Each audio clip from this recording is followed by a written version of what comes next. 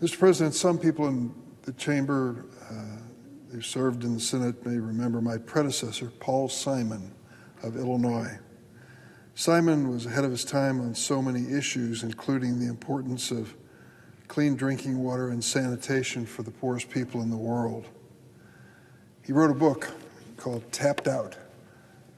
He autographed this copy and gave it to me in 1998, many years ago.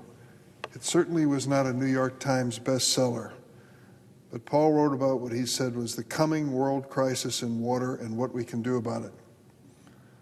I read this book and reflected on it over the years. Some 30 years have passed. How many times people talk about clean drinking water and sanitation is so critical to public health and so critical to development. Sometimes we're looking for a big solution, a complex solution, when a simple solution is the first thing that's needed. Paul Simon realized that, and that focusing on providing clean drinking water in some of the poorest places in the world can be transformative. He understood that to avoid conflict between nations, to keep girls in school and reduce infant mortality, to improve health and economic opportunity, you have to provide people with access to clean water. Data supports this. Each dollar spent on clean water and sanitation returns between $4 and $8 in economic, health, and other benefits, which is why I decided to do something about it as a member of the United States Senate. I knew his family and I knew Paul, and I knew the last thing in the world he ever wanted was someone to build a statue of his image for future generations. But he would have been happy with perhaps the bill that I introduced entitled the Paul Simon Water for the World Act, legislation that built on an earlier law to improve access to clean water and sanitation around the world. Former Representative Earl Blumenauer and former Senator Bob Corker, a Republican in Tennessee, were my partners on this bipartisan effort.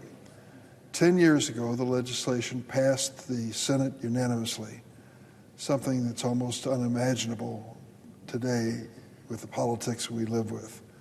But that underscored the true urgency and importance of this issue.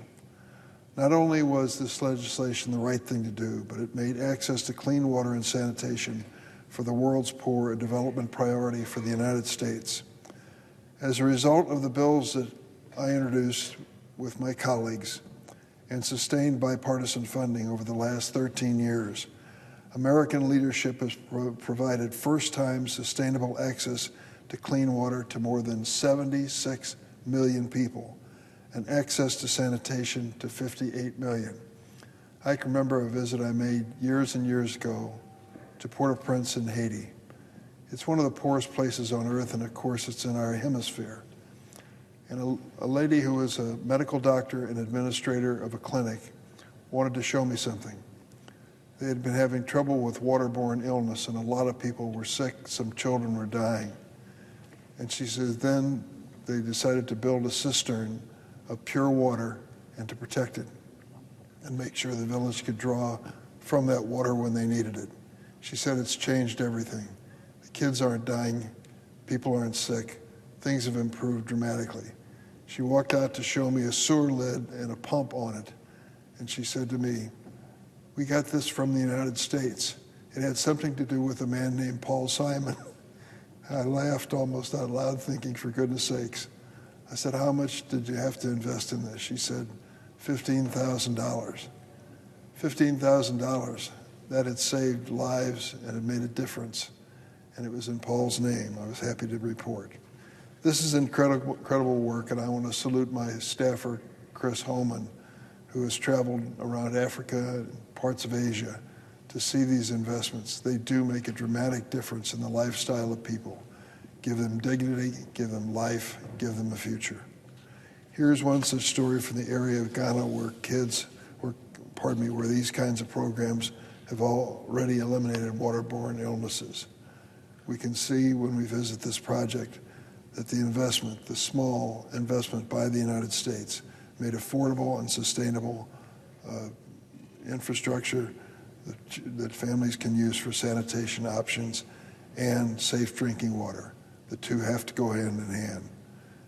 This investment made this project where a disabled woman a place where she could find dignity, as the name suggests, as she no longer has to crawl through snake-filled fields to use the river.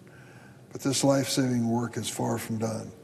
As the climate crisis worsens and industrial needs increase, ensuring global access to clean water supply is as important as ever.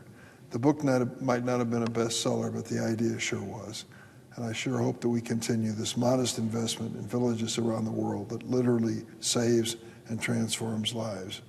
Around 2 billion people on this planet Earth still lack access to safe drinking water. So I hope this historically important bipartisan investment will continue into the long future ahead of us. Lives depend on it. Mr. President, I yield the floor.